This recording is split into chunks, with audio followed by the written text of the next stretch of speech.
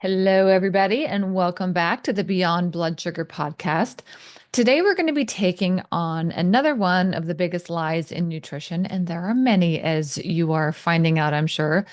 But this one is the idea that eating fat makes you fat. For decades, we've been told that fat is the enemy, that if you want to lose weight, be healthy, protect your heart, that you need to eat a low fat diet, right? We've swapped the butter for the margarine. People are buying skim milk instead of whole milk. We're loading up on everything low fat because we were told that fat clogs the arteries, makes us overweight, and is basically just something that we need to avoid at all costs, right?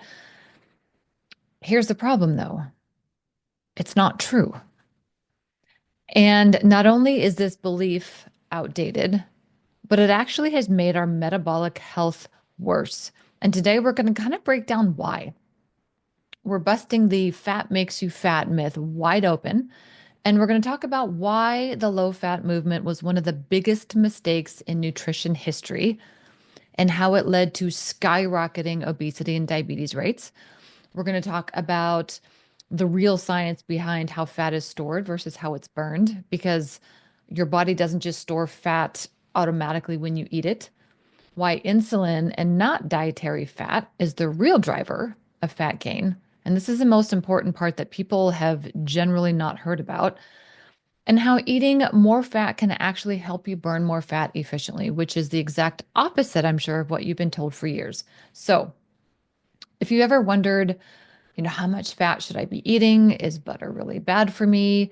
All the things related to fat on all fronts, then stick around because this episode is categorically for you. Okay, so let's take a step back. Where did the fear of fat come from? Because think about it, fat's been part of the human diet for thousands of years. Our ancestors weren't afraid of butter and eggs or fatty cuts of meat. They weren't analyzing nutrition labels and, counting fat grams, choosing skim milk over whole milk. And yet somehow in the last few decades, we've been told that fat is dangerous, that fat will make us sick. It'll make us overweight. It'll make us unhealthy. So where did this idea come from? The short answer is flawed science, industry influence, and government policies. Those three were huge. The long answer, well, because this is one of the biggest nutrition scandals in human history. So, back in the 1950s and 60s, researchers were trying to figure out what was causing the rise in heart disease. And one of the most influential figures in this space was Ancel Keys, a scientist who became famous for his 7-country study. So Keys claimed that he had found a clear link between dietary fat and heart disease. His research showed that in countries where people ate more fat, there were higher rates of heart disease. Here's the problem. He cherry-picked his data. The original data set included 22 countries, but when the final study was published, he had only included 7, the ones that supported his theory, mind you. The countries that didn't fit the narrative, which was way more than the ones that did, he just left them out. So, despite this, Key's work was highly influential. His research helped shape the first US dietary guidelines, which pushed the idea that we should reduce our fat intake to protect heart health. And this is where things get really interesting because around the same time, the sugar industry was in a full-on damage control mode because by the 1960s and around that time, more research was coming out showing that sugar, not fat, was strongly linked to heart disease. And this was bad news for the sugar industry. So what did they do? Well, in the 1960s, the Sugar Research Foundation, which is now part of the Sugar Association, secretly funded a study called Dietary Fats, Carbohydrates, and Atherosclerosis Disease. The goal was to shift the blame from sugar to fat.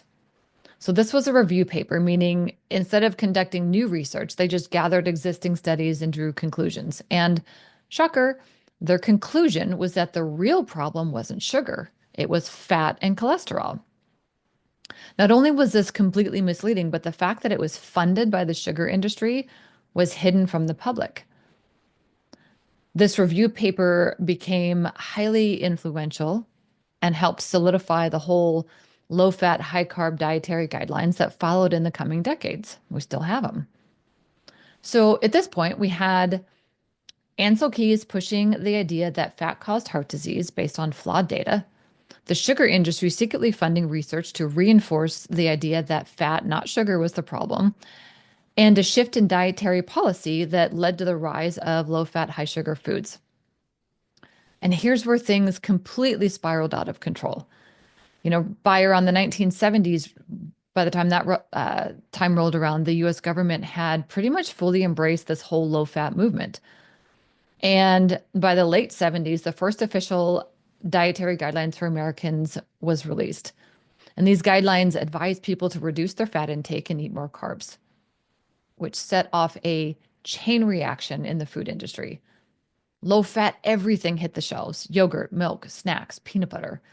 Butter was replaced with margarine, which, as we later learned, was loaded with harmful trans fats. Real food like eggs, red meat, full fat dairy were demonized, while processed high carb foods simply became the norm, right? And guess what? It didn't make us healthier. Obesity skyrocketed, diabetes rates exploded. Heart disease didn't go away, it got worse. Why? Because when we took fat out of our diets, we didn't just remove calories. We replaced it with sugar and processed carbs, which, as we know now, are way more damaging to metabolic health than natural fats. And the sugar industry, they got what they wanted. For decades, the conversation around nutrition focused almost entirely on fat and cholesterol, and it still does in a lot of areas, while the sugar piece of it quietly became a staple in the modern diet. Which brings us to today. We now know that the war on fat was a massive mistake, but the damage was already done. Millions of people still believe that fat is dangerous, that eating fat makes you fat, and that cholesterol is something to be afraid of. So if fat isn't the villain, then what is? Because let's be real, people don't just gain weight out of nowhere. Something is happening inside our body that causes fat to be stored rather than burned. And for decades, we were told that it's simply calories in, calories out as the side piece, right? That's not how metabolism works, though. And it's time for some real science here, because the idea that eating fat makes you fat is way too simplistic. Your body has two main fuel sources: glucose, or carbohydrates, and fat, basically. We'll just go with that. Now, when you eat carbs, your body prioritizes burning those first. Okay, burning glucose. Glucose is a fast burning fuel.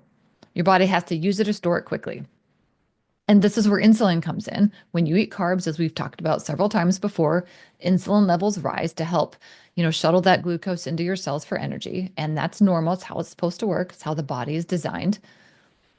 But here's the issue. If you eat more carbs than your body actually needs, insulin has to do something with all this extra energy. So what does it do? It stores it as fat. So if you're constantly eating high carb meals, snacking all day, keeping insulin levels elevated, your body stays in fat storage mode instead of fat burning mode. And here's the kicker. As long as insulin is high, your body cannot access stored fat for energy. Okay? Let me say that again. When insulin is high, your fat burning system is kind of locked. Think of it like this. Imagine a pantry full of food, but the door's locked. You're starving, but you can't get into this pantry with all this food. So instead, you have to keep running out to buy more groceries. That's exactly what happens in your body when insulin is high. Your body has stored fat, but it can't use it. So instead, it just keeps demanding more and more energy from carbs, which means you store more fat thanks to insulin. You block fat burning because insulin prevents it. And you constantly crave more carbs for energy because you can't access stored fat. And this is why low-fat, high-carb diets fail for so many people. You think you're cutting calories and doing the right thing, but your body is stuck in fat storage mode, constantly needing more food just to keep going. Now, let's flip that script a little bit. What happens when you eat more fat and fewer carbs? This is where the magic happens. right? We've established that insulin is a gatekeeper to fat storage. When insulin is high, your body is locked in fat storage mode. No matter how much body fat is available, you just can't burn it, okay? Because insulin is locking the door or blocking the door, I should say. So here's the next question. How do you unlock that door?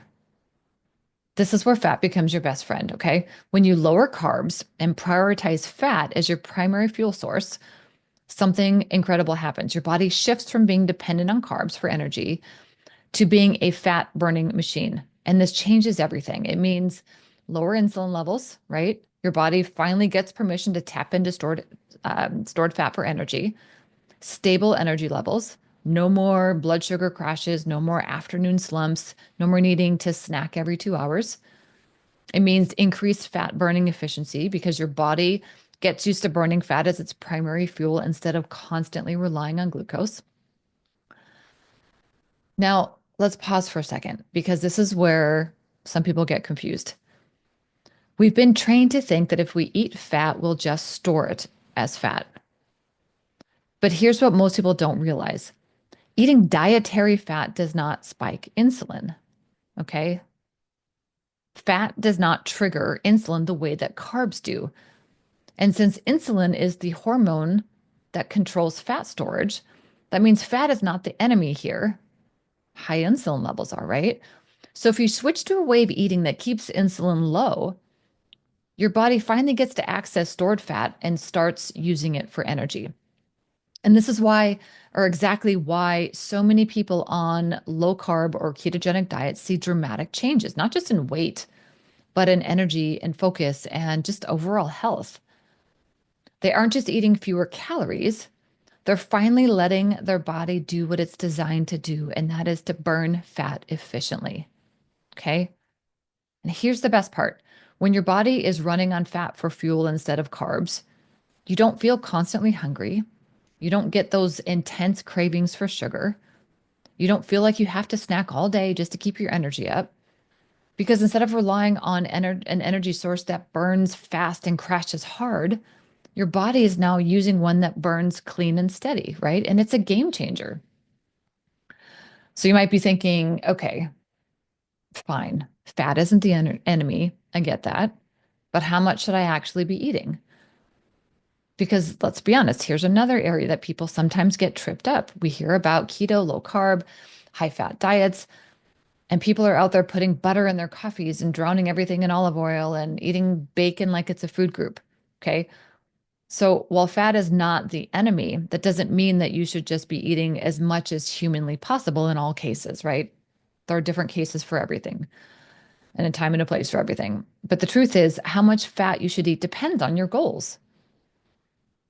If your goal is blood sugar control and metabolic health, then your focus should be on prioritizing the right types of fat and reducing processed junk oils, for example, which means, eating healthy fats like avocado, olive oil, fatty fish, eggs, butter, nuts, avoiding inflammatory vegetable oils like canola, soybean, corn oil. If your goal is fat loss, this is where things get more interesting because a lot of people assume, again, eating more fat equals burning more fat. But here's the reality. If your goal is to lose body fat, your body should be burning its own stored fat, not just the fat that you're eating. So while fat is an essential part of your diet, you don't need to go overboard with it. Fat should be replacing carbs, not just adding extra calories on top of everything else. And let me also say that high fat, high carb is not a good combination. If you're eating plenty of fat but struggling to lose weight, it could be that you're simply eating too much dietary fat and not giving your body the chance to tap into stored fat. There's lots of reasons, by the way, this is just one of them. Now, if you're someone um, who's really active, maybe you're an athlete, a runner, someone who loves working out, in that case, maybe your body might actually need more fat for fuel, especially if you're following a low carb diet. A well formulated low carb, high fat diet can actually train your body to use fat efficiently for long term energy. I loved it when I was a long distance runner. So here's what we know for sure. Okay. Fat does not make you fat. Excess carbs and high insulin equals fat storage. Lower insulin and fat as your fuel equals fat burning. And that changes everything. So let's bring this all together, okay? The fear of fat, completely based on bad science, cherry picked data, and corporate influence. We're told to fear fat, but in reality, the low fat movement did more harm than good, way more harm than good. Okay. Another thing, fat is not the enemy. Okay. The real driver of fat gain is insulin. When insulin is high, your body stores fat instead of burning it. When insulin is low, your body finally has access to the stored fat as fuel. And here's the biggest takeaway: eating fat doesn't spike insulin. That means fat isn't the thing making us overweight. It's the processed carbs, sugar, and the constant snacking that keep insulin levels high. Okay. So, if today's episode made you think or rethink everything you thought you knew about fat, do me a favor and share this episode with someone who you think might need to hear it. Send it to a friend, a family member, or that one person who still thinks butter is bad for them. And if you want to keep learning, then make sure you're subscribed, and I'll see you next time.